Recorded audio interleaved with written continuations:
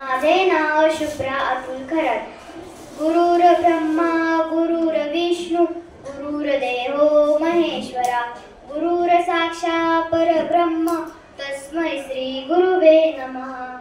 आज मी गुरु आणि शिष्य बद्दल गोष्ट सांगणार आहे. सर्वांनी ऐकावी माझी नम्र विनंती. गुरु आणि शिष्य एका प्रवासाला निघाले होते. तेव्हा ते चालत चालत दमले होते. शिष्याने सांगितले की आपण एका गावात मुक्काम करूया. गुरु म्हणले हो चला. एका शेतकऱ्याच्या घरी गेले ते दोघं. नंतर गुरु म्हणाले तू काय काम करतोस?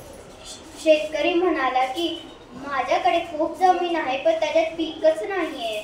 मग गुरु म्हणाले की तू मग कसं घर खर्च करतो? पण शेतकरी म्हणाले की पण माझ्याकडे एक म्हैस आहे ती माझं घर खर्च करते. तो शेतकरी बोलूच तर गुरु आणि शिष्य झोपले होते. त्या रात्री गुरुने शिष्याला उठवले आणि बोलले की चल उठ. गुरुने शेतकऱ्याची म्हैस घेतली. शिष्य म्हणाला की गुरु हे आपण चुकीचे करत आहोत. गुरु हसले आणि पुढे निघाले. काही काळानंतर गुरु मोठा होऊन शिष्य मोठा होऊन गुरु म्हणला होता. त्यावेळेस त्या शिष्याला शेतकऱ्याची आठवण आली होती. त्यावेळेस तो त्या गावी गेला होता. त्यांनी पाहिले की एवढा मोठा बंगला त्या शेतात पीक नव्हते. हळूहळू पीक उगू लागले. तोपर्यंत तो शेतकरी त्याला भेटला.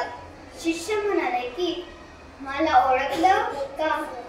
मी आणि माझे गुरु आले होते. तोपर्यंत शेतकरी त्याला ओळखले होते. त्या रात्री तुम्ही गेला होता त्यावेळेस माझी म्हैस कुठे गेली काय? तोपर्यंत मी लय कष्ट करत होते. आता अख्ख्या गावात मी श्रीमंत आहे.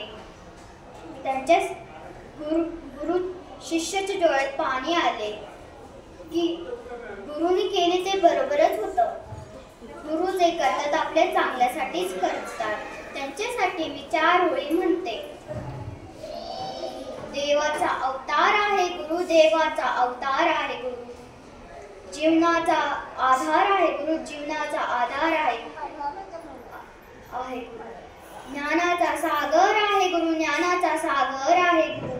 आत्मविश्वास देणारी खान आहे गुरु, आत्मविश्वास देणारी खान आहे गुरु.